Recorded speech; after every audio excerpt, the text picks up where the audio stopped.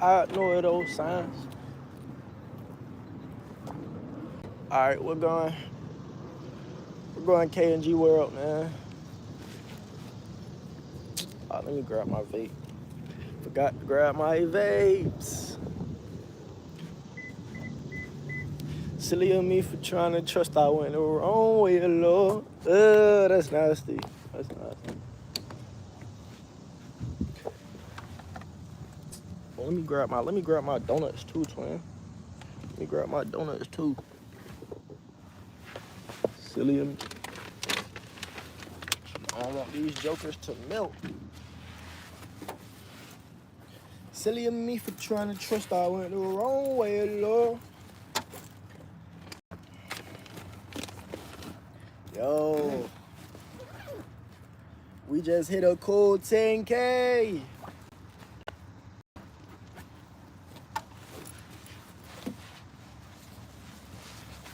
To the phone handle. I know what those signs. Hold up. Put it all in the hustle now. Let me see. Hold up. Yo, we doing some technician work right quick.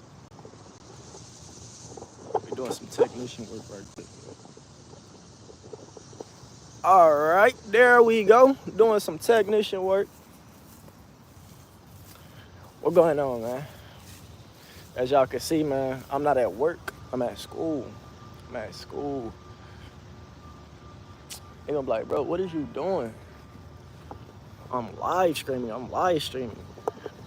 Hey, this sun kind of crazy. Hold on, let me set it down right quick so I can hit that dance for y'all right quick. They gonna be like, bro, what is he doing? He set it down right quick. Oh, hey. Tight shit. Hold up, fit check. Regular fit check. What you mean?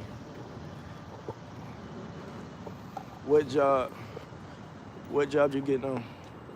Well, right now I'm thinking about taking YouTube like full time. Hold up. Right now. Hold up. Dang. What the hell? All right, there we go. So right now I'm thinking about doing YouTube full time. Let's see how that goes. Cause we almost at 10K. We are like 9.3K or something like that. So we almost at 10K, 10,000 gang. We almost at 10,000. So yeah, that's the energy I need type shit. But yeah, that's lit. We love Atlanta. Atlanta type shit, but Atlanta just some serious. I ain't gonna lie to you. In class, I'm live streaming, bro. I'm live streaming my live stream. You feel me? Silly of me for trying to trust. I went the wrong way, Lord. Look. We just gotta get them. We just gotta get them 4,000 watch hours. Stop playing. We gonna go crazy. I ain't gonna lie to you. Hold up, what they got going on out here? They probably just chilling for real.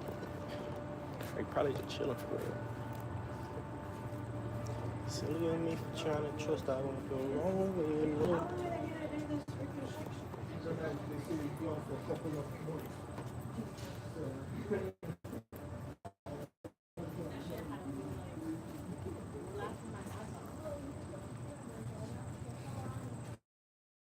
I to 1 o'clock, so hopefully, you feel me?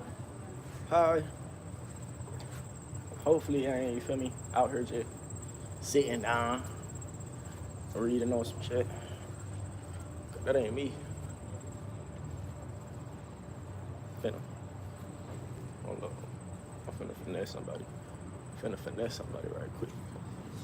Finna finesse somebody. Finna finesse one of my teachers. Finna be like, bro, you been keeping up. Oh, there you go right there.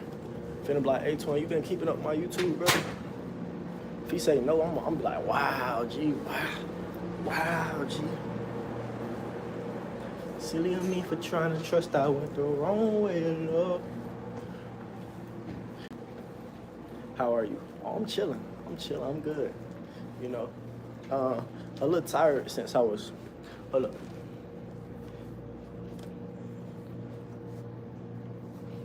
A little tired since I stayed up live streaming. I stayed up till about like, bro, and that's the crazy thing. Y'all only get on a live stream when I'm doing like schoolwork or something. But but bro, I was live streaming a gameplay all last night. All last night. I'm probably gonna play it again tonight too. That junk was lit. Oh, I'm good. I'm good. How about you, Ghost Girl? Hey, this junk gonna scratch my arm up the whole time.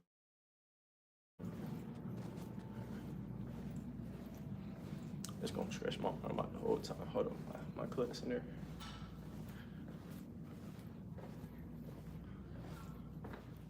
Or just one person in my class. Or in his class. I'm good, thank you. No problem. In this class. Oh, what's going on, OG? Hey, what's up, brother? Nothing vibing How out. are you? I'm chilling. What going on, brother? Yeah, I could. Can I use you for a video shoot real quick? With me? Oh yeah, of course. All right, I'm gonna put you in the studio. Where you want to go? In the studio, or you want to go behind the board? For your people, where you want to be? In the studio or behind the board? I'm cool, whatever. All right. Let me use you real quick. Let me check my email, y'all. Free Drake. Tight. All right, I'm gonna use you in a few minutes. Silly of me for trying to trust. I went the wrong way, Lord. Hold on, let me set y'all up right quick.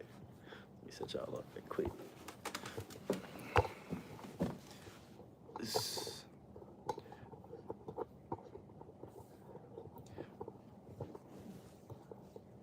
Hold up. We having difficulty. I'm trying to set up my Do you like Kanye West? Kanye West cool. I'm trying to set up my stand. There it go.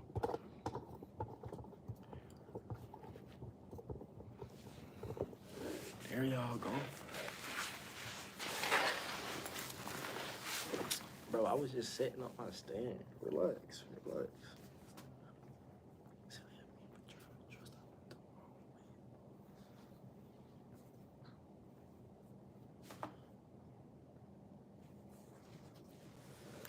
Thank you. Oh, Kanye West is on. Yeah, I could see that.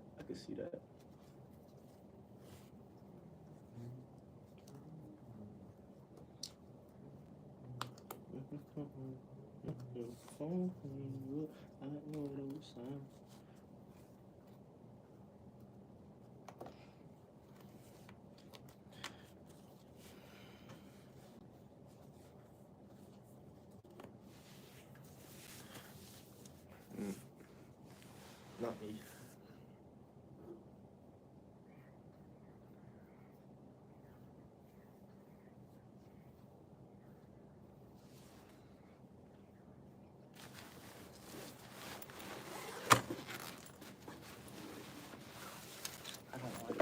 I don't like Kanye. That's crazy. What Kanye do to you?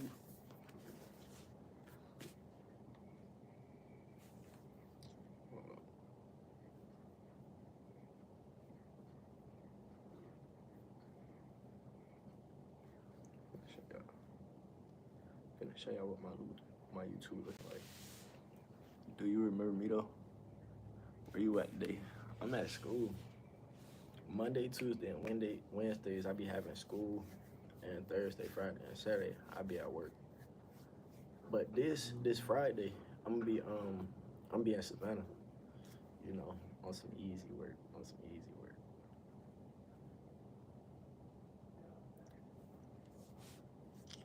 Hold up.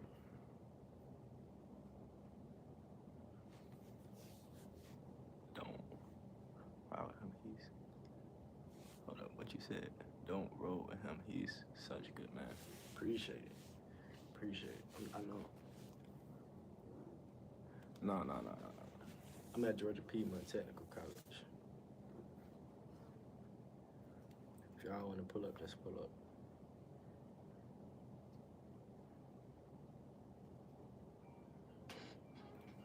See what? Hello. It's the gameplay, bro. This the gameplay last night, bro. You said keys on my desk? Yeah. Yep, I'm gonna have them on where you at. I'm gonna do one, two. I'm gonna take it to your office. Y'all remember you? Okay. Alright, I have one. Mm-hmm. Yep, going to class today. Which I really don't like, for real. Can you do me a favor? Take those keys. Silly of me for trying to trust Down the hallway. Go out the building. Down the hallway all the way to your. It looked like you're going to get stuff like that. You're going to go freaking to the step right there. She said you're going to stay right there. Turn go out to the left. You get what I'm saying? Yeah. And I'm setting up now. Down over. Yep, and just walk. Look like you're going right to the parking lot. She'll be standing right there. All right, hold on. Whoa. Hold that. Hold on, so what type of song we making? You're not gonna make a song. I'm gonna just do. I'm doing a video of y'all in the studio. So I'm gonna clean up here real quick, That's and I can actually, and I'm gonna shoot in the studio. Clean up here and in the studio. Silly of me for trying to trust. I went the wrong way up, Lord.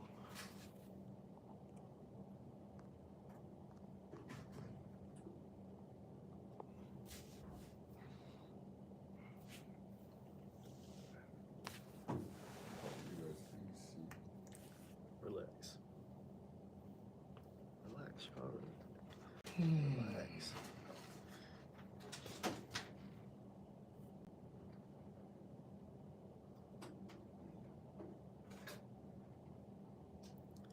Yep. I'm going to media class today.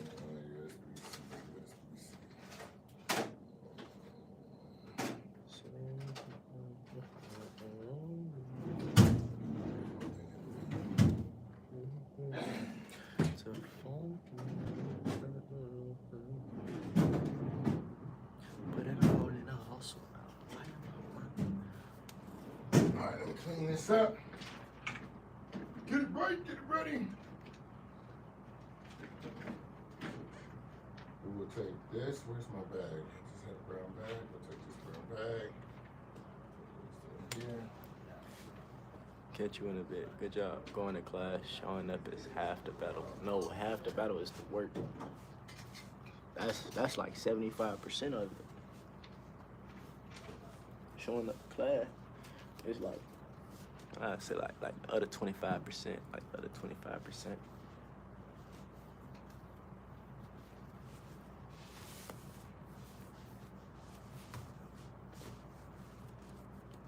Silly on me for trying to trust out.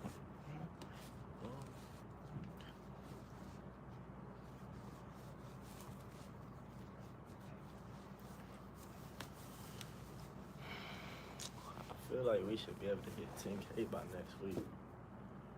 If we hit 10K by next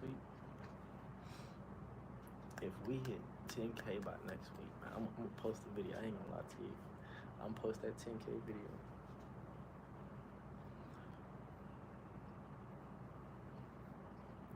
I would, I would put an all-day live stream, but that's gonna be so hard. Where are you from? I was born in Macon, Georgia, but I grew up in ATL. Yep.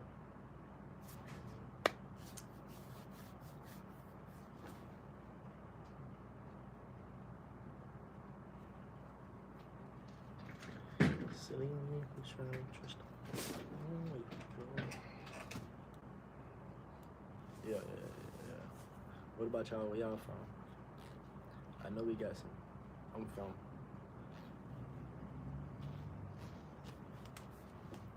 California or like Carolina, South Carolina. Oh, that's CAR. Yeah. Okay. South California, I think.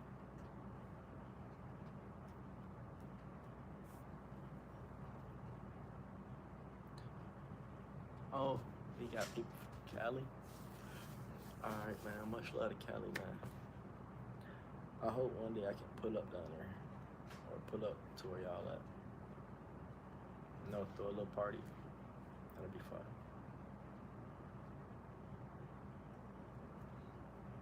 But right now, we gonna do parties all in Georgia, man.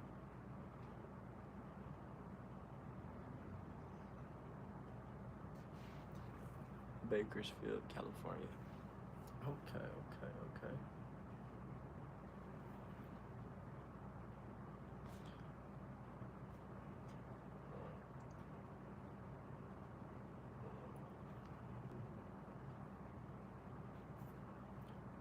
Yes. I need to get back in the gym. You said it sucks there? Dang.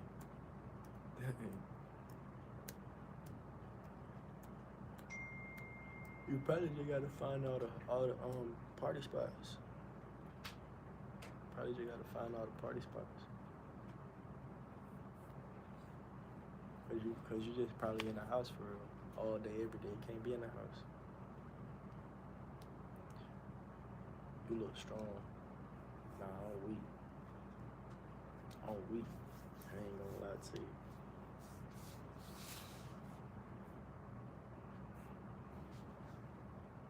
I can't do no push-ups. I can't do no sit-ups. I won't be lifting no weights at all. I'll move in with you, LOL.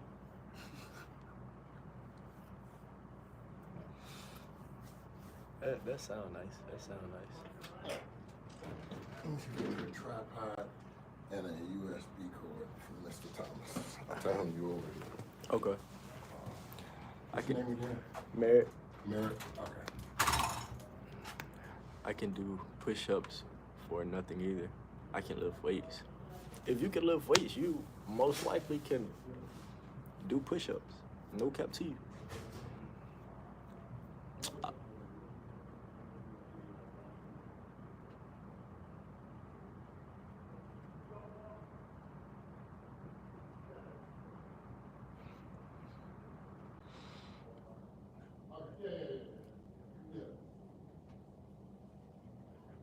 But yeah, like I was saying, if you can lift weights, like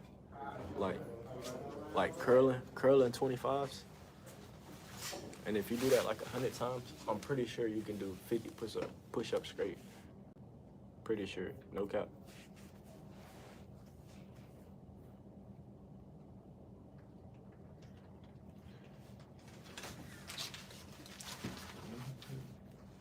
Hey, at Kanji, I gotta go take care of her. All right, bet.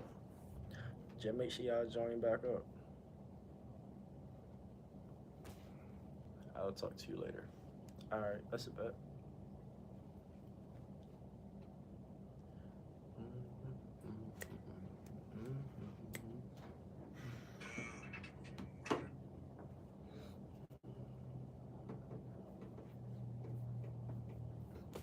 Peace out.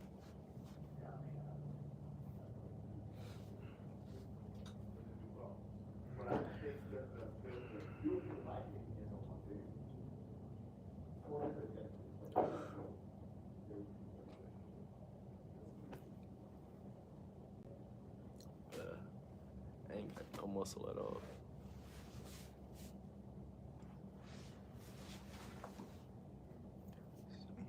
Trying to trust out.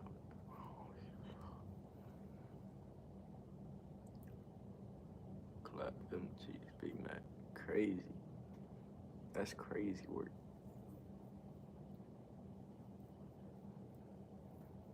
Nah. I'm single right now, man. I'm single right now. I have a charger with USB-C. The USB-C, let me see. Hey, either one of you guys got a USB-C? In my car? Oh, you do? You have one in the car? I said if he has one, if I don't want to. Like I got a Type C on both sides. Let me see. Like this. Yeah. It's on both sides. Okay, I give it right back to you. I'm gonna dump this footage we shoot. All right, that's a bet. But let me shoot it first, so then I do it. Oh, you know what? Oh, I don't have my phone. You know what?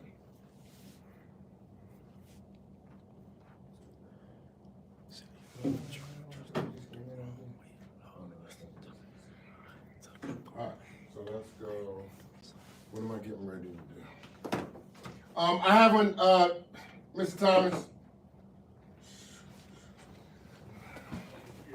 I have one. You got one? Yep, student have one. I'm gonna do it real quick and get it. All right, you want me to sit there now, or you want me to, can I shoot my scene in here with you? Whatever. If you want me to get it started, I can wait till You you. want a student in here? He's in here That's now. fine, that's fine, that's fine. Are you sure? Yeah, It's married. yeah, that's fine. Okay. You'll be about 5 to 10 minutes before you get to class. Okay. That's cool. Thank you. That's your teacher? Yeah, that's my teacher. What you teach? Intro to digital media. Cause man, you're a recording arts student, man. Mm-hmm. How you making out in that class? And the intro to digital media? Yeah. Yeah, it's cool. I had to take it a second time because I ended up dropping the first class. Most of my recording arts students don't do well in that digital media class anyway. All right, I'm gonna we'll shoot you first. I'm gonna shoot you in the studio. All right, that's a bet. Come here. We finna go in the yo. We gonna put y'all like right here. So it's gonna be. You can put it in here too, man, if you want. Oh, I can? That's a bet. Come on. We going in the yo for the day.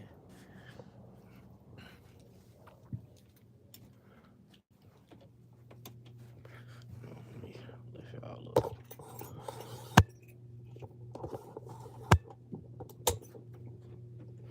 So we can put you. I'm probably gonna come from here, so we're gonna put you on the angle this way. So we'll turn this here. Then you can even shoot, stand, whatever you want.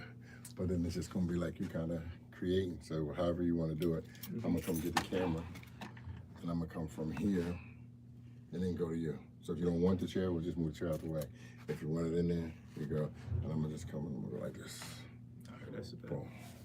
All right, and you can leave your phone in there and everything, and we'll just like this. So whatever you want to do. I gotta rap something. Huh? I gotta rap something. Nah. Yeah, you can if you want. I'm not using the voiceover, but if it'll put you in the mood to make the shot look good. Oh, that's a bet. Say no more. No, here we go. Screw did that. Silly of me for trying to trust. I went the wrong way of love. Hey, that's tough. I ain't gonna lie to you. You're not using the chair? Nah, I ain't. Okay. Sure. All I like to be. right.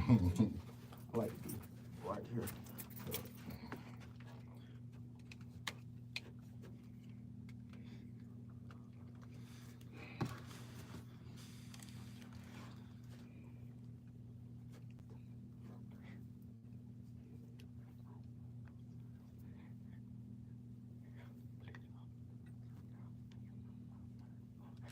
Ready? All right, you ready? Yeah. You're rolling.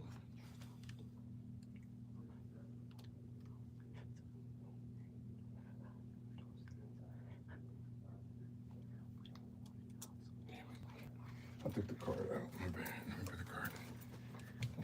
I'm tripping. What I was singing was I was singing some Kevin Gates joke. I was like, silly of me for trying to trust. I went the wrong way of love. That's what I was saying. I ignored those signs, put it all in a hustle. Now I am out my mind. posted. Where we going at? Hey, hey, hey, hey, hey. Me personally, I am a rapper. I just don't want to drop them verses out there like that. You know what I mean? You know what I mean? Yeah.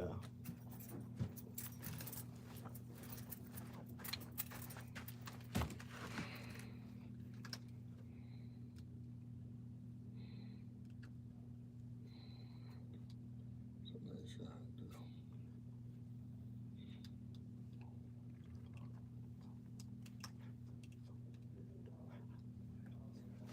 I don't know.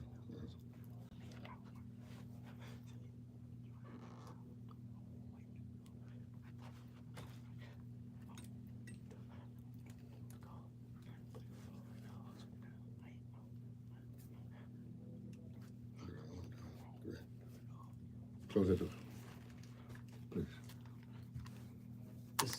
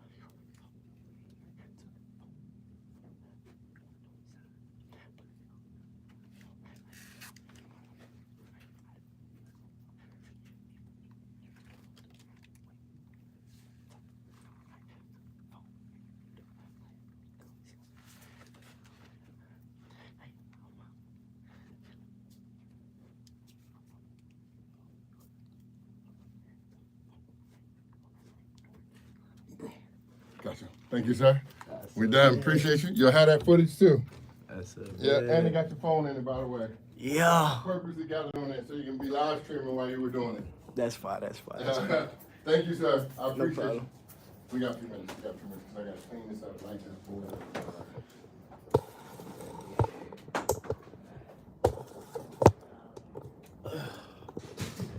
Alright. And I'll bring you your quarterback, Merrick.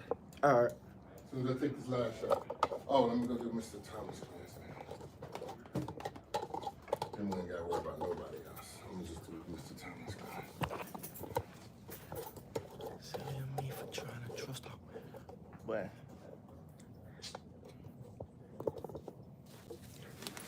now I gotta go next door.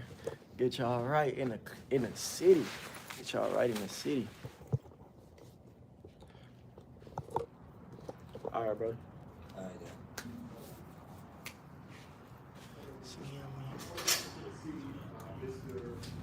Mr. Perry, he's taking some video for me.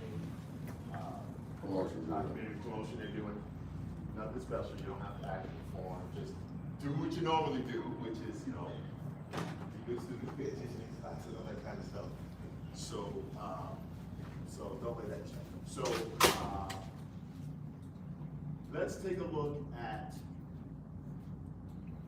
Let's take a look at that. All right, y'all. So today gonna be a pretty chill day. I ain't gonna lie to you, man. It's gonna be a pretty chill day. Look, when I go in this class, I'm gonna make sure that I'm on my laptop, right? I'll make sure that I'm on my laptop so I can talk to y'all. So I can talk to y'all because sometimes in the class, I don't even know if he gonna let me live stream. It's just I got this big ass tripod with me, so I'm not even gonna. I don't even know if he gonna let me live stream. So I'm just gonna like take it off the tripod, put it by my computer, and then text y'all on my computer. Silly of me for trying to trust all. See, now that song stuck in my head. Silly of me for trying to trust all.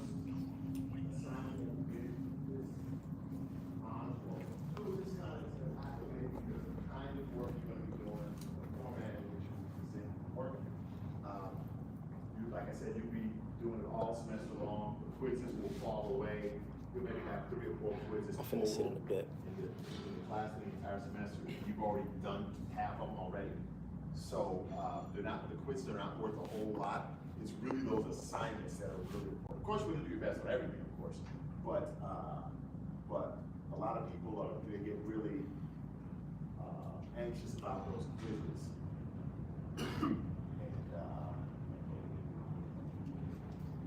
Oh, really? Feel good about the quiz and the assignment? Thank you. All right, thanks, man. Appreciate you, brother. No problem. That's all you needed? Yes, sir. Thank Okay. you. What you up? Just want to get you pay in the room or whatever. I'm still speaking on video. Okay, cool. Anything else, let me know. All right, thank you. So let's take a look at this quiz. All right, so there were 20 questions and, well, really, I guess 17 once I take out those short pictures.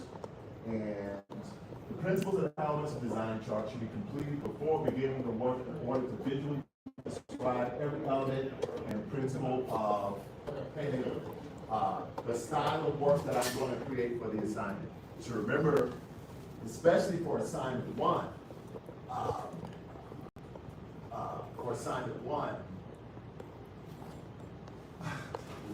no, that's not me. You know that, I would never say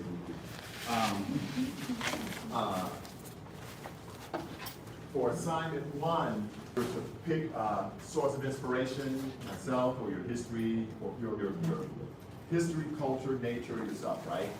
Choose one of those four as a source of inspiration, listed in your PowerPoint presentation. Create a piece of art that has the theme triumph, right? And then you have to create it in the style of one of those artistic movements in the Creative Impulse PowerPoint presentation. So that's really what this is talking about. The principles of should be completed before the beginning of work in order to visually describe every element and principle of the style that I am going to create for this assignment. You see that this is pretty, you'll see that this is pretty consistent. This is pretty consistent throughout the assignments. It'll never just be, here's a theme and just do any kind of art you want and any style you want. It'll never be that. Part of this class is to introduce you guys to the different artistic, many of the different artistic movements in design, or the movements and styles of art. And the best way to learn them is to first study them in the PowerPoint and then do them. All right? Next one, how is style defined? Style is defined, style is determined by the characteristics of a period that describe the artwork, specifically the principles and elements of design applied to a work of art. And this is really this is really important. It's like a definition of style, and like I said it before, which is they're using, in a particular style, they use colors, shapes, lines, all the principles and elements of design in a very specific way over and over and over again, in a way that every time you see a particular, like an Art Deco, a piece of work that's in the style of Art Deco, based on how they use the principles and elements of design, you can immediately recognize it. Just in the same way your favorite singer, they may sing about the same subjects, they may have the same instrumentation, production values are the same, lots of things about your favorite artist, even though they're different songs you're listening to, they consistently use the principles and elements of design as it's related to music in a consistent way. When you use them consistently in a recognizable way that you can identify with that artist or that movement in art, that is defined as a style, okay? And I think I said this to you guys before, but the difference between don't take this too literally, but the difference between a style and a mistake is, a mistake is if you do it one time in your artwork and you don't really commit to doing it, it's kind of a tentative, kind of weak, version of what you're trying to do in your artwork, and you do it one time and that's it. People will generally consider that a mistake. However, if you do it multiple times and you fully commit to it, now it's a style. Right? Like I said, don't take that too literally, because that would mean pretty much anything you do, whether you're bearing in mind the principles and elements of design or not, it's a style. And I wouldn't go that far. But just know that, you know, to be a style, it's a specific way to use the principles and elements over and over and over again. And it's identifiable with you. The color is a spectrum of light broken down when hitting a surface and reflected back to the eye. We did that with, I think it was your red shirt or something like that, Matthew. Reflected back to the eye. Color has various properties like hue, which has a basic range of colors, like red and blue. Intensity, which is the strength of the color. And value, which is the lightness and or darkness of the color. And temperature, which is the warmness or coolness, which the viewer may be looking at the color. And the question is whether this is a true or false question. And basically the answer is true, right? A very extensive answer, right? And we're going to talk about color in the next chapter, I think in chapter module 4 or 5. I think it's module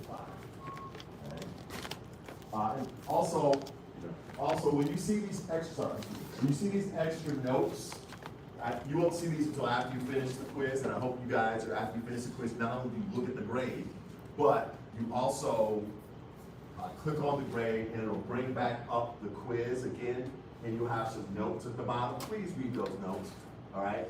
I didn't write these, I don't write any of these, but I can tell you when I write them for my class, they're really important because they add instruction and understanding that, or they emphasize different things that maybe they weren't really emphasized in the question, or it gives you a little bit more background.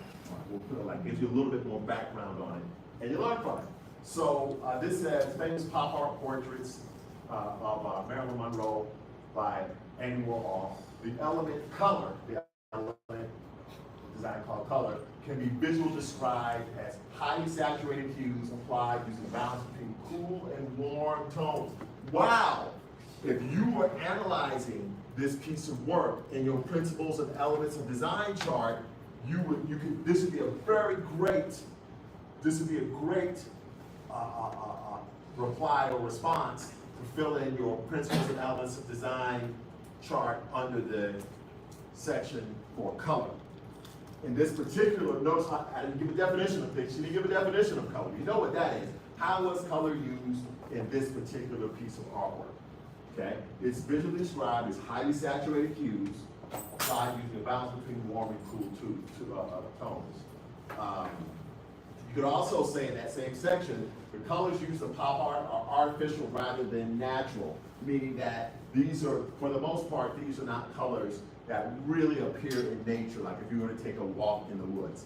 These are colors that we associate with manufactured products or processed items. It says there, the colors represent the visual appearance of manufactured plastic. They can be described as intense. So this whole thing, I mean, you could, trim it down as far as words, but that would be an excellent response if you were analyzing this piece of artwork in a P&E chart in the color section. Notice that one of the things people often ask, maybe you have had this concern with assignment 1, well, how do I know what to put in the blank? Exactly how do I word it? If you don't know how to word it or don't know where to start, first of all, having a definition for the principle or element that you're talking about, that's where you need to start. And second of all, know that there are certain keywords associated with each principle and element of design. For example, for the element of color, highly saturated or saturation, that's a keyword we would associate with color. Cool and warm tones, those are keywords we associate with color. I guess intense is kind of a combination of if it's highly saturated and also bright. Those together, combine and use the word intense. That's how I would interpret that. But the idea is that I just pointed out several keywords. I can tell you, as I'm reading through your P&E charts, that's what I'm really looking for. If you're using the right keyword with the particular principle or element of design. if you were to use the word saturation when you're trying to describe the element of line or shape, would that be a correct usage of the word saturation in one of those categories? No, because saturation applies to color, right? So that's how I know when a student is, as they say, BSing or not, because the fact that they're either not using keywords associated with that principle or element, or they're using the words wrong, meaning that you're trying to apply saturation to a principle or element that has nothing to do with saturation. Okay, so it really means that you have to really understand these concepts before you start talking about them in your P&E chart. All right. I always tell people, imagine you're a flight air traffic controller, and you're trying to. This is something you would see in the 70s and early 80s movies all the time. For some reason we were obsessed with this. A passenger jet is flying and it has a whole bunch of people in it, and somehow the pilot and the co-pilot become incapacitated or whatever, and a kid or somebody who doesn't know how to fly a plane has to come up and has to land the plane, and they get on the walkie-talkie with the air traffic controller, and the air traffic controller has to describe to the kid, okay, what button you push and what lever and all that kind of stuff. You remember those shows and movies, right? Well, imagine that when you fill out these P&E charts, imagine that you're the air traffic controller and you have to describe exactly how the principles and elements of design are at work in this artwork. You can't make up words. You can't make up words for the kid. You can't say stuff that makes no sense to the kid. Otherwise, he's going to crash the plane. Yes. So for this one, do we do the chart after we make the drawing? Okay. According to how Ms. Motola designed the assignments, she wants us to do the P&E chart before. So we're kind of like planning out what we're going to do before we actually do it. I'm looking at like the email on Outlook, and it says, step 1, find a photograph of an alligator. However, one thing I will say, I don't think she really speaks to this that much, but one thing I will say is I understand what you plan to do and what you actually do may be slightly different. Okay. Or significantly. So as long as after you do the artwork, you go back to that P&E chart to make sure what's in that P&E chart matches what you actually did, you're okay. All right. I think I should on Sunday trying to do the drawing first. Okay. Then go do the chart. Okay. But then again, it was like I said, I'm not like you guys are my artist. So I couldn't really like do the art in that because I couldn't describe the art. Right. And then, like, I know it's like it's supposed to be like you look at it, oh I know. Sure. Then go back to the chart. Yeah. So your challenge is you kind of think of, hey, I want to have a plan for my art before I actually make the art. Like, Which just is- what you said was like, it can't be too basic, like running through the wall. Yeah, you would say the wall is red. I know the wall is red, I can see it. The question is that if you said something like, I chose warm colors, that's warm colors that become a keyword associated with color, and saturated hues in the brick wall in the background. So you tell me what you did and where it is in your picture. Now I want to know why you did it. I did it because of the fact that I wanted to make this scene in the summertime in downtown Atlanta vibrant and joyful and very high energy. Bang, there you go. You tell me what you did, how you did it, like what, saturated colors, warm colors, and then why you did it. What, how, and why. That's a really good way of looking at it. What, how, that's a good recipe. In each one of those blanks for the principles and elements of design, describe what you did. I used saturated warm colors in the brick wall in the background. That's what you did. How you did, well actually, that's kind of what and how you did it. And what and how, warm, saturated, colors in the brick background.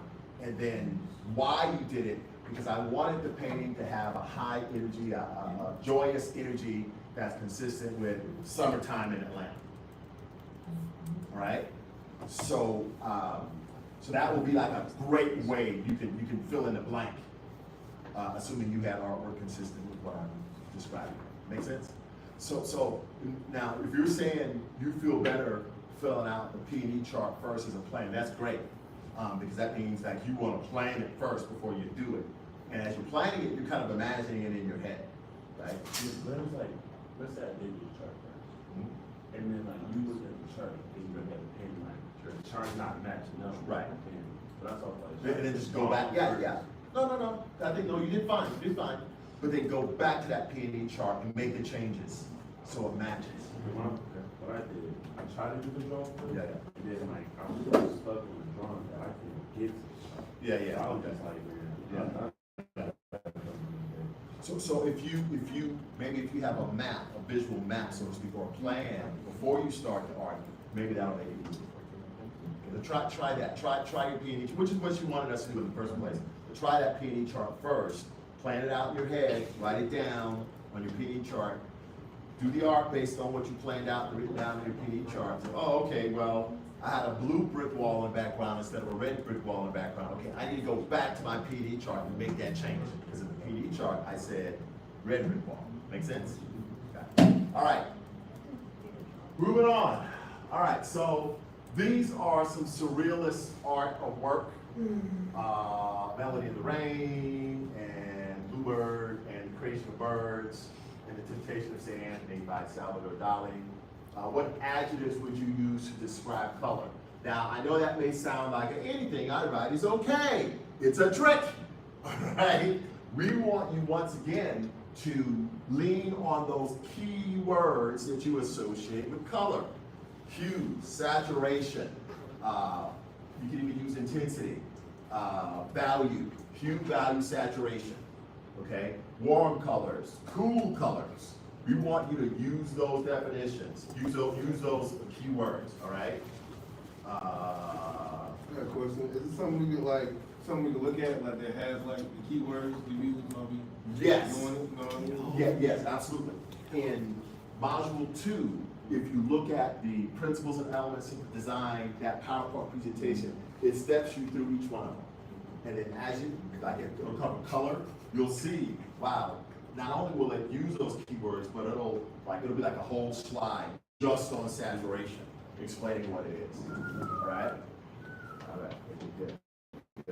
And that, you know, to be honest with you, as having been, believe it or not, Mr. Thomas was a student very long time ago, like mostly in the 20th century. I was finishing my graduate schooling at the end of at the beginning of the 21st century. But I've been a student and a teacher, and I always wonder, what are they looking, especially for these open answer questions, short essay, what are they looking for?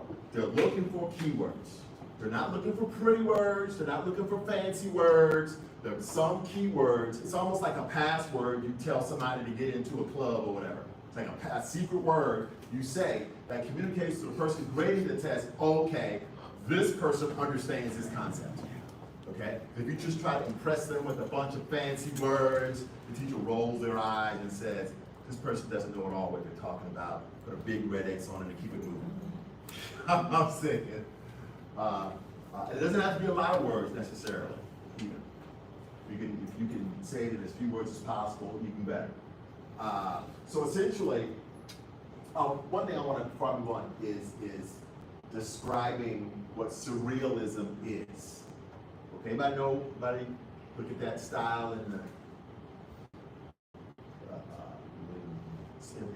Creative Impulse PowerPoint? Surrealist artwork has to do with art. Yes. Is it the one that's metallic? That's more of a metallic. No, you may be thinking of futurism. Anybody else want to take a stab at it? Surrealism has to do with art that has a dream-like quality, meaning that this is nothing that can really exist in the real world. like a fever dream. It doesn't have to be like disturbing or anything, but it's just something that could not exist in the world. Yes. Like it's almost psychedelic. Yeah, psychedelic is, well, it depends, because if you go too far to psychedelic is like its own movement. Yeah. It's but I can definitely see how psychedelic art was the next step of evolution from surrealist art. For sure. Okay, as a matter of fact, I'll treat you guys to watching a music video that is shot in a surrealist style. Put mine. After we finish this. All right, so they can kind of give you a hint here. Think about hue, tone, value, saturation, intensity. So she's telling you, hey, you need to use these words as you describe the use of colors in this surrealist artwork. All right. I also tell people, and I think Mr. A can vouch for this. Believe it or not, the teacher wants you to get the question right. We don't want you to get it wrong. You tricked me, Mr. Thomas. That's a trick question. And I always have one or two that accuse me of making trick questions. And I tell them, if you haven't read the material, they're all trick questions. So no, we really want you to get it, but we have to also evaluate whether you understand, you can really comprehend the concepts of what we're doing next. Okay, a point is a visual element upon which all others are based. Point is the first and simplest element of design. Point serves as the focus of something visual, and therefore it draws attention. If there are 2 points on a page, immediately the eye will make a connection and see a line. Point here, you can also imagine a line connecting the two. Even if one is not drawn. If there are 3 points, it's unavoidable to interpret them as a triangle. So the first part, they got 2 points. Whether you consciously feel it or not, your mind wants to draw a connection between those 2 lines. All right? When you add a 3rd point there, your mind, consciously or unconsciously, wants to associate these 3 points in the form of a triangle. All right, that's just how the human brain works. All right. By the way, the triangle is the most stable and one of the most dynamic shapes that you can have in any visual art or your visual design. So you'll often see great artists of the just different artistic movements. They'll always lean on the mighty triangle. Like even if it's not, they don't necessarily have a triangle like a Dorito or a yield sign in a painting or their artwork, but they'll compose. They'll have a person standing here, a person standing here, and a person in the foreground standing here. Okay. Now they're standing in the form of a triangle, and it's a triangle that's not on the XY plane, which X is left to right, Y is up to down. It's on the Z plane. So that means that this triangle, if I would have done it right, show this guy big enough like he's in the foreground. It's almost like these 2 guys are standing behind this guy in the front. And so you could almost connect it with a triangle that goes from foreground to background. All right? So just know you'll often use triangles. Well, it's advised that you use triangles a lot in your work, at least in a Western sense.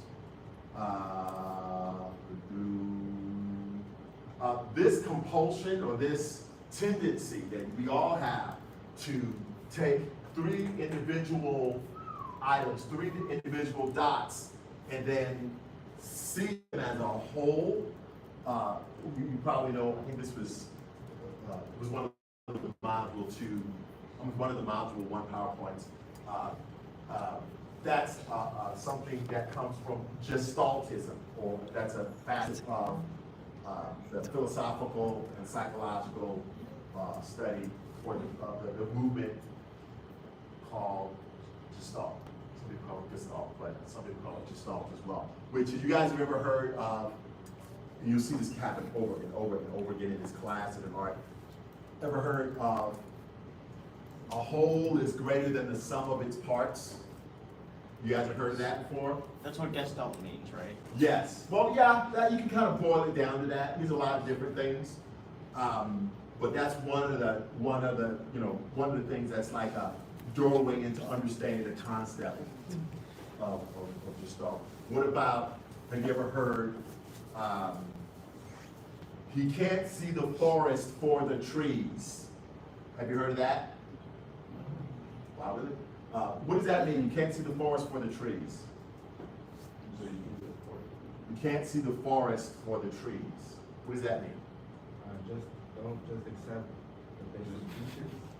So why not? I don't know.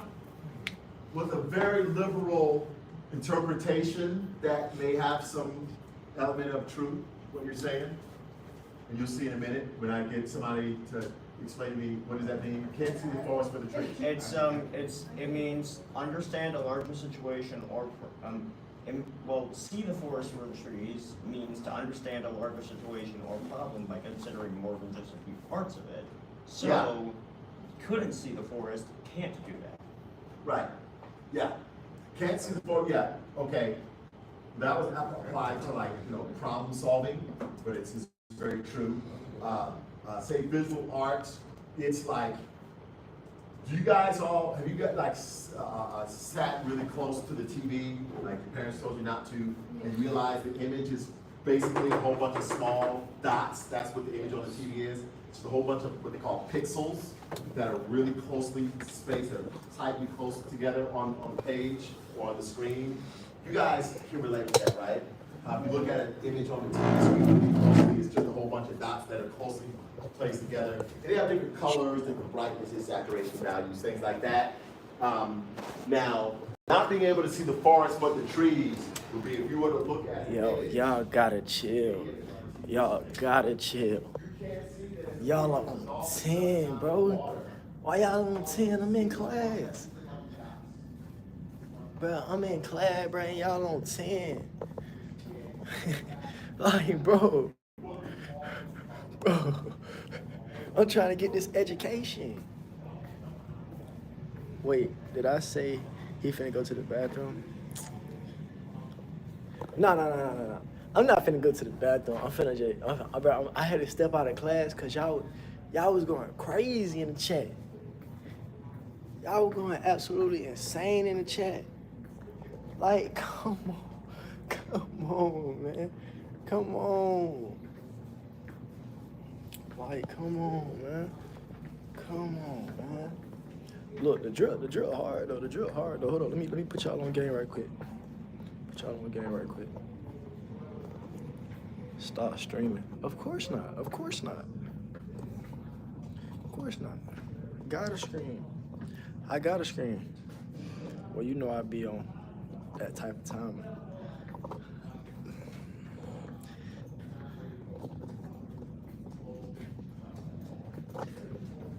Bro. And y'all on some other type timing. You don't want. See, he don't feel like a fridge. Whole time, man. I'm be real. If y'all did get this, man, y'all wouldn't even know what to do with it. I ain't gonna lie to y'all. Y'all wouldn't even know what to do.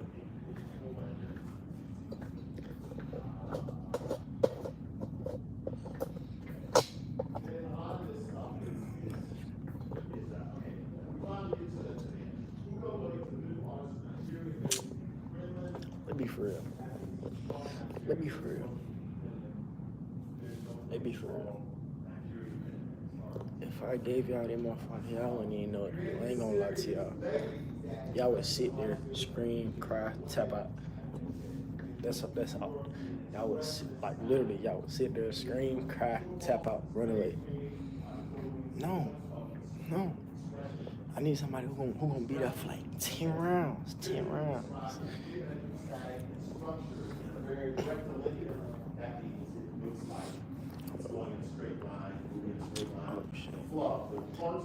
Hey, hold up, y'all gonna be close. Y'all gonna be close to my chest, cause I don't want people to think I'm recording them. So I'm gonna put y'all close to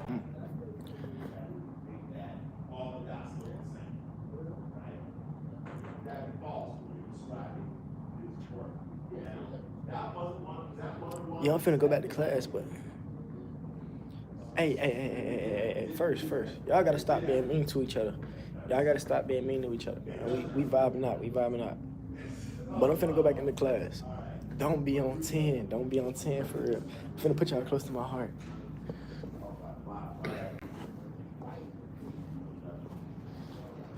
All right.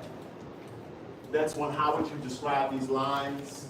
Once again, anytime they say anything about describing, you always look for those key words. Organic, the lines are organic, meaning that they flow. Okay. That increase visual momentum of the work. When we talk about visual momentum, that has a lot to do with that concept, that element of that principle of movement that we were talking about. Your eyes have to do a lot of darting back and forth along both of these canvases to absorb everything that's going on. And generally speaking, your eyes move pretty quickly from one part of the image, say here, to another part of the image, say here, based on the shapes and the colors that are being used.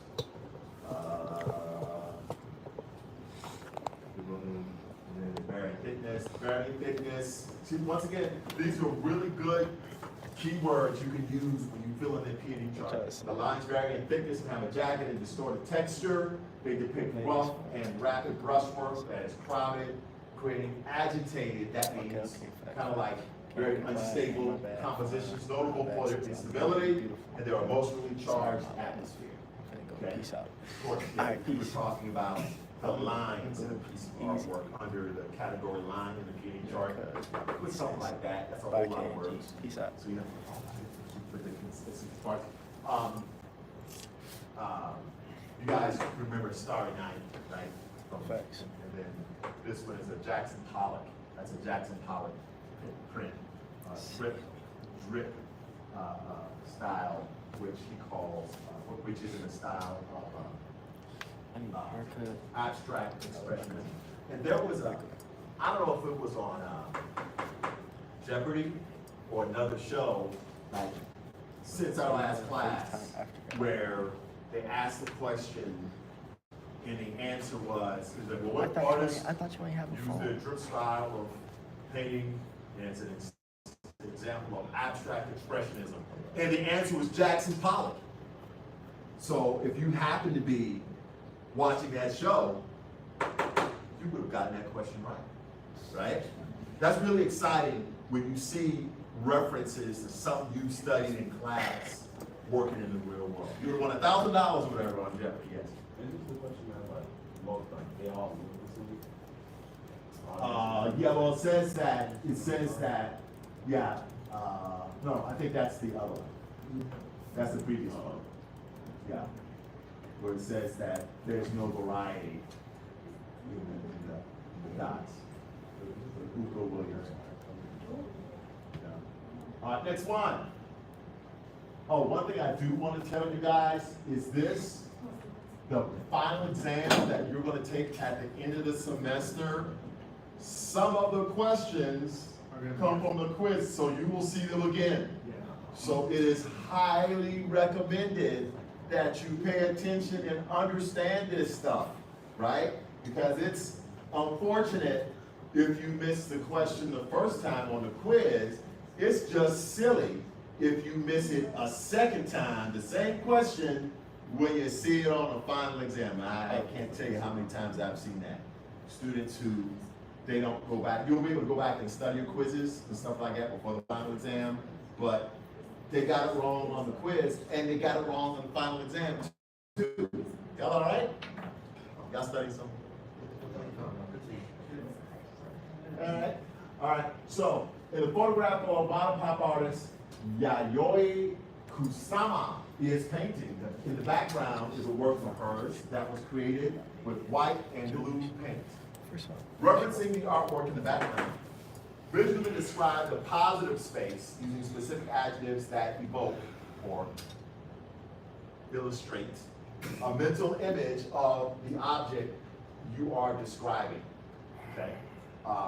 Visually describe the negative space using specific adjectives that evoke a mental image of the object you are describing. So the most important part about this is to know negative space is background, blue stuff.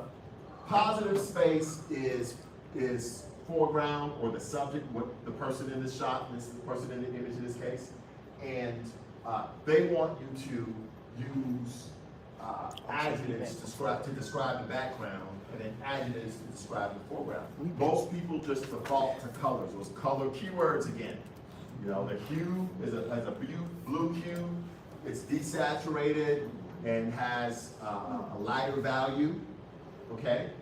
Notice I use saturation value, not very intense, low intensity, where in the negative space, whereas a positive space with the lady, she's wearing a very bright, I don't know if that's a wig or her hair. Her hair is bright red, and the hue is red, it's fully saturated, and it has it's very bright, so that means it has a lot of, well actually, maybe value would be a better word than bright, and it's not like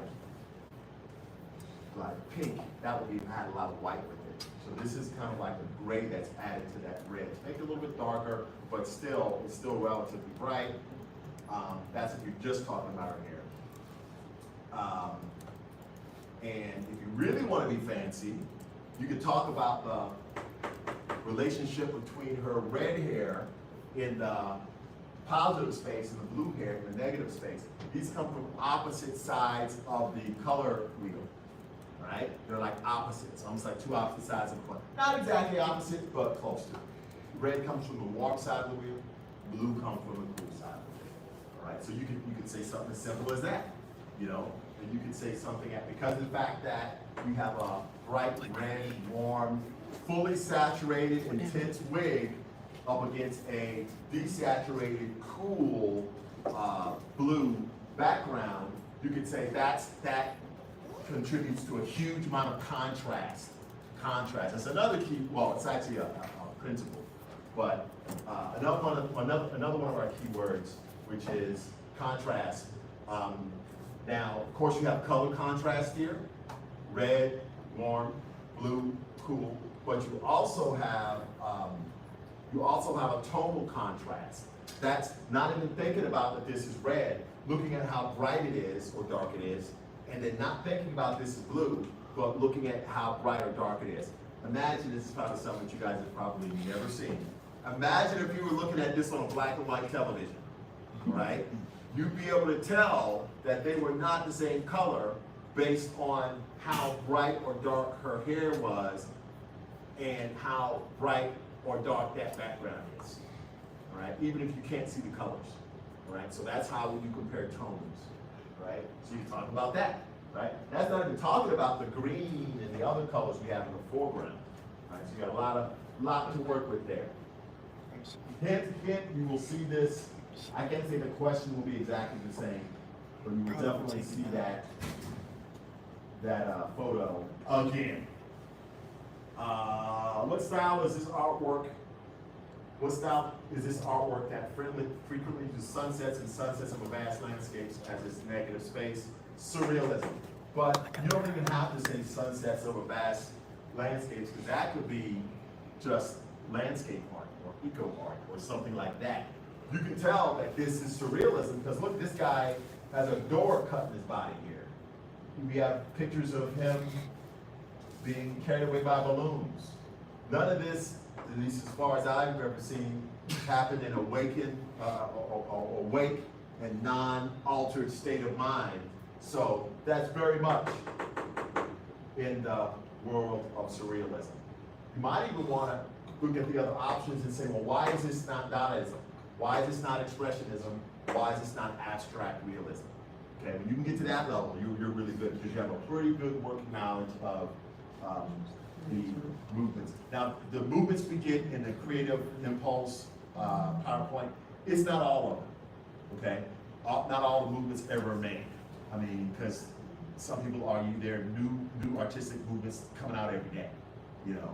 But it's a lot of the more important ones. Yeah. Just a kind of sample. All right.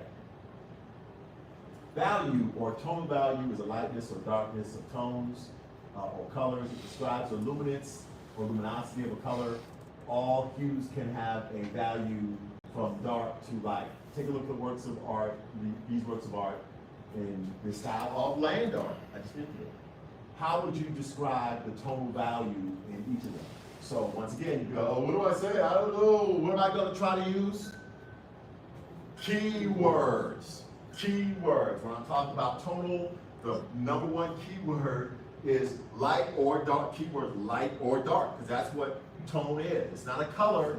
It's light. It's black, white, or a shade of gray. Right? So when we talk about tonal value, avoid talking about the colors directly.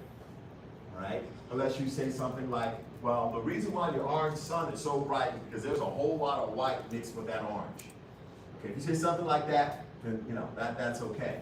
But don't say the sun is orange or even bright orange, because that doesn't tell me that you have an understanding of what tonal value or what tone is. Remember, tonal value has nothing to do with color.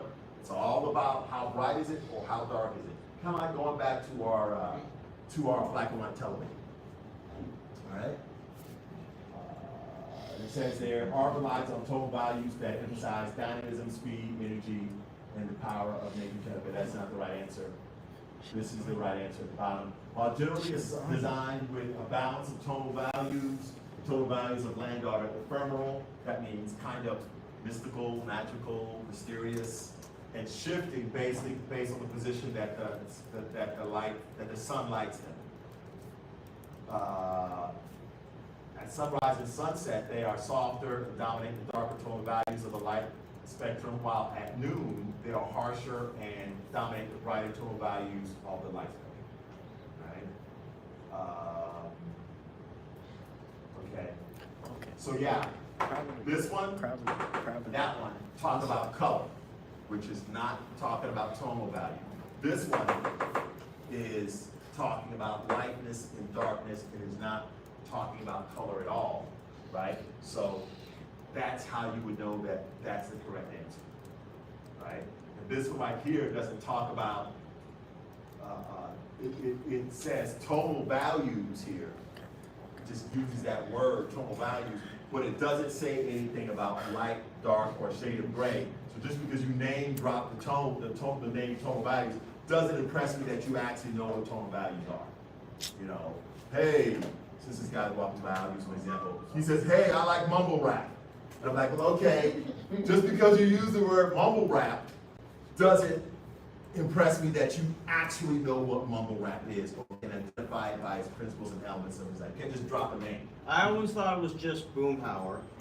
Is that what, oh yeah, from what's the name of that show? King of the Hill. Yeah. Some people call it garbage, but you know, hey, that's something. I always tell the young people that you guys are all murderers. Murderers? I didn't kill anybody. Who did I kill? You killed hip hop. Your generation murdered hip hop, not in a good way. You're not making music better, you're making Christianity worse.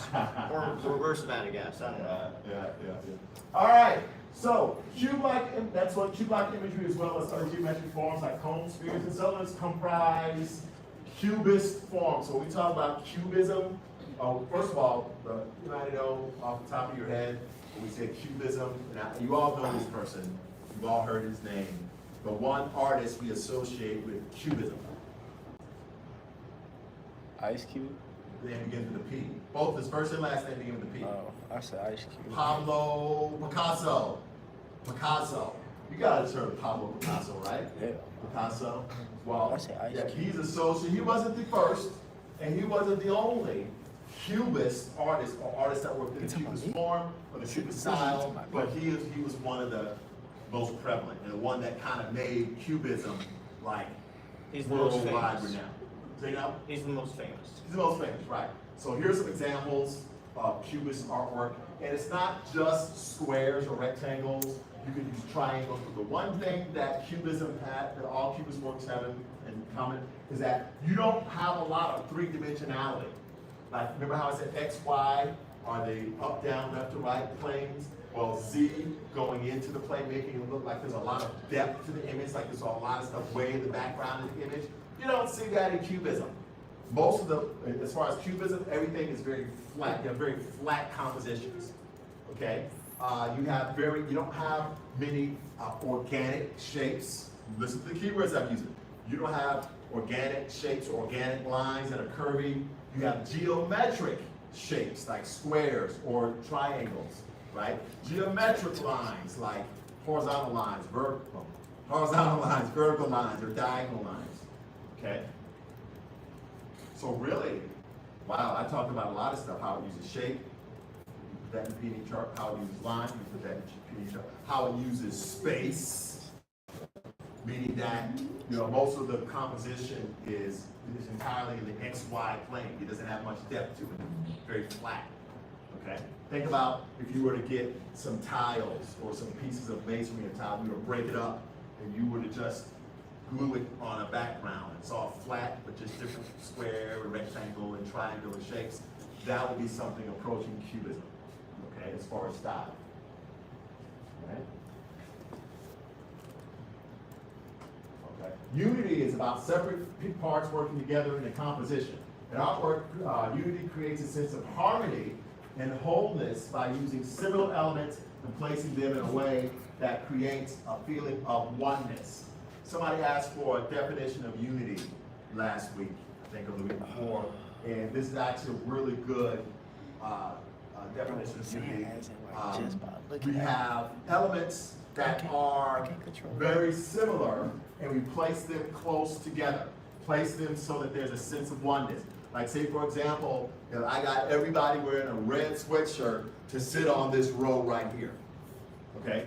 That would mean that I have created a sense of unity based on color, red, just for that one row. Now, there's some other differences. I'm sure some people are taller, other people are shorter. You know, their faces look slightly different. Maybe some are male, some are female. But the idea, at least as far as color is concerned, I have established a degree of unity here. So they want you to talk about what elements unify this style of art. Okay, you can of course talk about color. Well, principles of elements. You can talk about color. How we have, you know, mostly green, blue, earth tones, cooler tones, and you don't want it to be totally unified. You don't want it to be all green and blue because that would get what? Very boring, monotonous, boring. You don't want monotony. Okay, so the opposite of unity would be variety. So that's where the little pops of red and purple come in for the plants on the ground. All right. So that's just talking about unity in terms of color, but you can talk about unity in terms of any of the other elements, right? Because unity is a principle. It's a way of organizing elements. So I can talk unity in terms of line, shape, color, form, anything that's an element. Yes, sir. How would you describe unity if there's like just a singular like point that Like a big purple block. say it's like a human that's just like in a grass field. Okay, it depends on what particular element you're analyzing. If you're looking at shape, and human, of course, it's not like a cubist human, and it's like a more representational human, or more of an abstract expressionist human. You can say there's unity in line because both of them have organic, both the human in the foreground or the positive space, and the field in the background, in the negative space. They're both using organic lines and shapes. So you can talk about unity in that sense. Hey, the person background and the flowers have curvy lines too. And in that way, they're united. You're looking for same, okay, to talk about unity. And then, of course, depends on what color the person is and what they're wearing and the color of the background. You can talk about unity or harmony in that sense too. You can step through each of those seven elements and talk about, okay, is it unified as far as point? Is it unified as far as line? Is it unified as far as shape? is unified as far as form, is unified as far as color and so on. All right.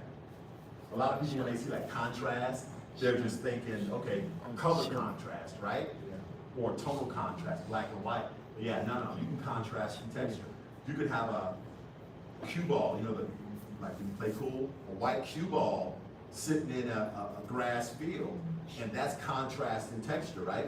The cue ball is smooth, the grass is kind of jagged and rough, all right? So that's contrast in terms of texture, all right? So anytime you're answering a question on the P&E chart, you're like, wow, I don't see contrast here. I guarantee you it's somewhere. It may not be in color or tone, but it's somewhere, right? Because if there's zero contrast, that's really like saying another way of saying there's no unity. I'm sorry, it's all unity if there's no variety, if there's no contrast. You know what I mean? Because contrast is all about difference. Variety is all about difference. Unity is you know, squashing the differences and everything's kind of the same, right? Okay, we'll take a break. Let's get to 15, we'll take a break. Texture is one of the elements of art that is used to represent how an object appears or feels, or appears to feel. How would you visually describe this Art Nouveau work of art, or these Art Nouveau works of art? I can do that. I meaning can it doesn't do go that. into Z space. But We need. But also use illusion to create a sense of texture. Be very specific in describing them with lots of adjectives to evoke visual I imagery. can do that. But when they say But texture, I won't. all texture really is, and it's texture is an element, but texture is created by your use of line, point, and shape. I think we saw that last week, how I said some of the elements give rise only to too much other area. elements, right? So you can talk about how any tiny points or organic curves or organic circles here of different sizes or different, we would say scales. We're talking about different sizes, okay? Placed closely together, that's gonna simulate a texture. We have an implied texture, meaning that what do you think this would feel like if you were to actually walk up to the board and touch it? What you would think it would feel like is based on the visual cues you're given, right? This cluster of circles, for example, or squares that are really close together. That's implied. But a literal texture is if you were to actually touch it, and what does it feel like? Of course, we know this is just implied texture because it may look rough, but if you touch the board, it's going to be smooth, right? If this wall here is literal texture because the fact, yeah, I can see it, and I would imagine it'd be rough based on how the points and the lines are used in this wall. And if you were to actually come up and feel it, you would feel that, okay, it is rough. That's literal texture as opposed to implied. They're using tricks to make it look rough, but it's not really rough. Okay, does that make sense? All right. Any questions on any of that? Two more. Emphasis is the part of the design that catches your eye the most. Usually the artist will make one area stand out from another using contrast with other areas. So the lady who had the red hair sitting on the background that was all blue, the fact that her hair was shockingly bright, that was the contrast that you need to make her hair the emphasis, to put emphasis on her hair. That's what draws your eye, okay?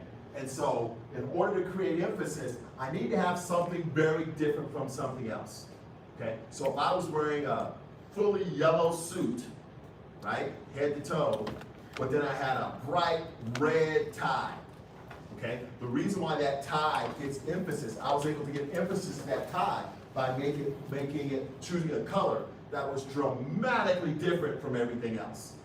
But once again, step through your principles, step through your elements of design. Emphasis is not just, you don't create emphasis just by using color. You can use emphasis by using shapes. I have a whole bunch of circles, and in the center, I got a square. The circles are organic shapes. That square is a geometric shape. That's the one thing that's not like everything else. So that's called contrast, and it will have emphasis. You give it an emphasis. Also, you give, another way you give it emphasis is also by placement. Anytime you place something, bam, dead center of the screen, you give it more emphasis than something that's low and to the right. Okay, so you can put emphasis, shape, color, texture, form, line, placement on the screen. That's what all that says. In these Art Deco posters, one application of emphasis can be described as bold fonts. Fonts, that's like the style of the lettering. Fonts always apply to lettering, you guys know that.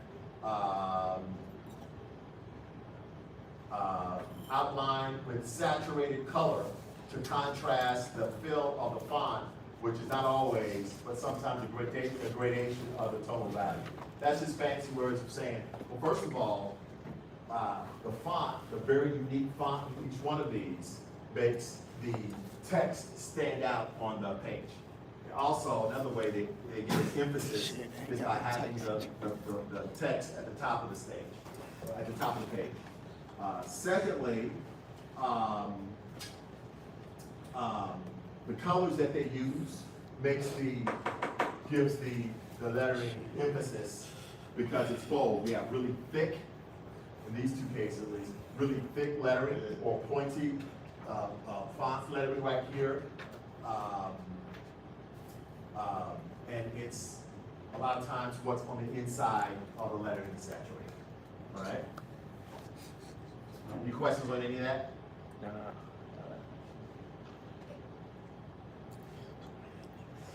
That's some of the options.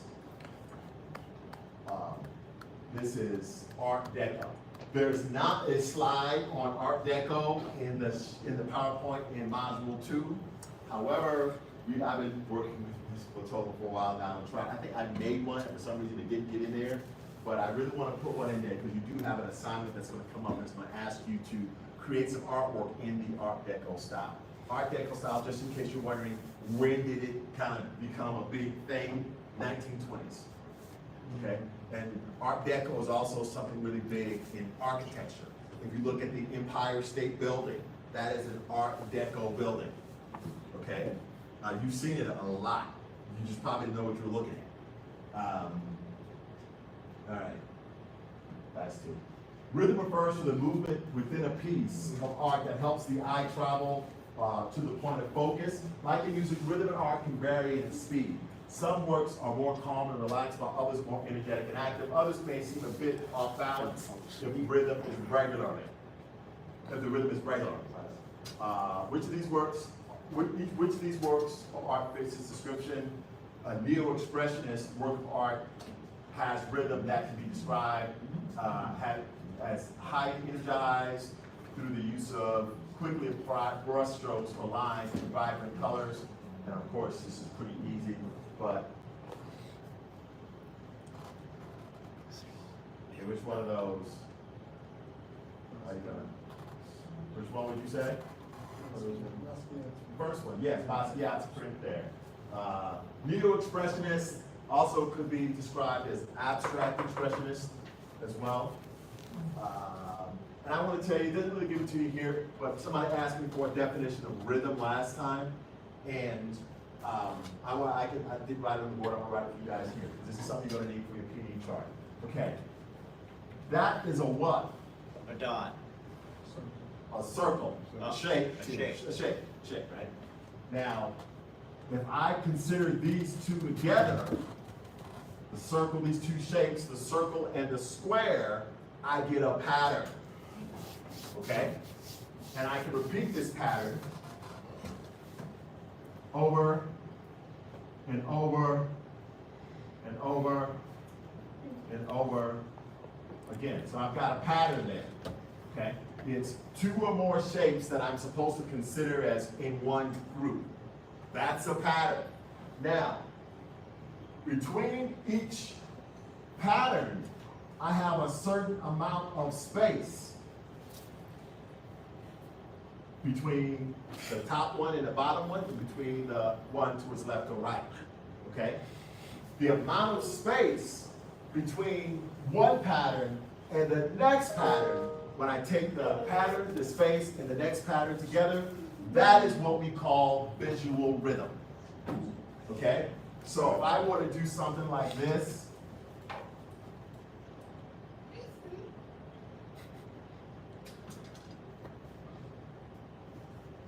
you can see that each one of these patterns has an increasing amount of space between the next pattern, okay? So you can say this is a slowly, you can say the visual rhythm is slowing. You want to associate a bigger amount of space between patterns as slowing down the rhythm, okay? So when I take the pattern and the patterns and the space between them, that's what's called visual rhythm. That makes sense? Yeah. All right, last question. Oh, by the way, yeah, you're correct. That first one is the right answer.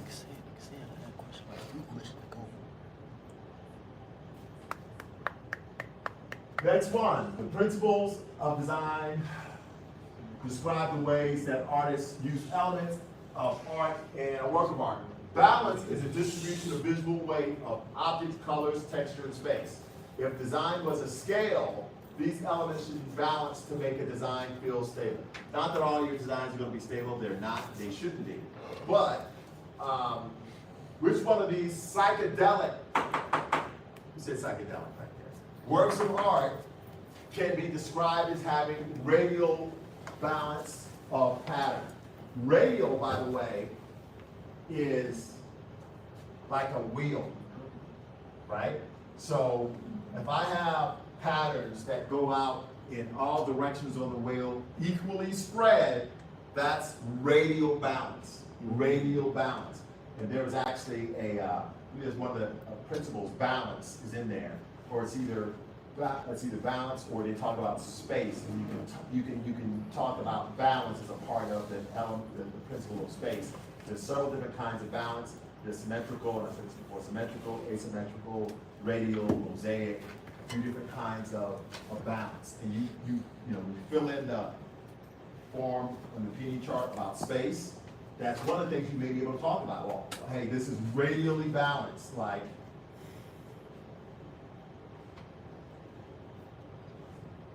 this one, right here. Not perfectly. And one of the reasons why it's not perfectly radially balanced is because to be perfectly radially balanced might be a bit monotonous. Okay, and I'll show you some example of something that is perfectly radially balanced. But we see the skeleton, when we have our shapes, we have our patterns that are going out radially. It's like almost like rays of light that are going in different directions there. Okay, but we also, that's something the roses are doing as well. But the skeleton at the bottom kind of breaks up that axial balance, because if you have too much of it, it can be a bit monotonous. That looks like that would be a good tattoo, wouldn't it? Not really. I ain't gonna tell you. You guys are into tattoos, right? Facts. I want to show you some radial balance that is so perfect to the point where it's monotonous and boring to look at. When I say monotonous, that's basically like me saying it's boring to look at. It's so unified that there's no variety. It's all harmony and all unity, and it's kind of boring to look at. Okay. Some of these more examples are examples of another. This one, let's see which one is the most monotonous. Probably this one. We do have different shapes in there, because we have some of the leaves that are flattened out, and some of the leaves that are not so flat, right? But if all the leaves were this same shape, going from inside to outside, that would be like super duper monotonous. You can see in these other cases, they're really trying to avoid monotony by varying color, right? And varying shape, things like that. So these are all examples of radial balance, but they're changing things, the other elements of design in these artworks so that it's not so monotonous or so boring to look at. Okay, now this one right here with the red dot and the black lines, example of radio balance, that's probably not very interesting to look at. So that borders on monotonous, as does this one. Okay, there's some variety there, but especially as far as shape and line, but because of the fact that it's all the same color, either red or white, color and a tone, it's not very interesting. All right? Any questions on anything like that? Like here's another radio balance right here. Okay? Any questions on what radio balance is or anything like that?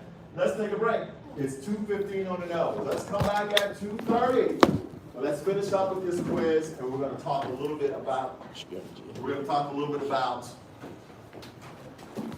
our material for this week. Alright, that's bad.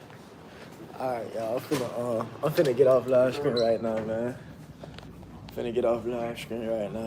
You already know what it is.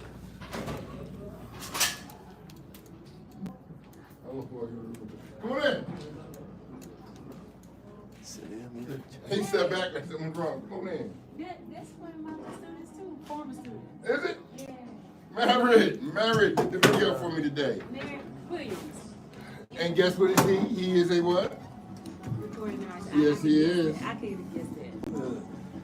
And a YouTuber. Yes, he is. I just saw him YouTube. Ooh, it's still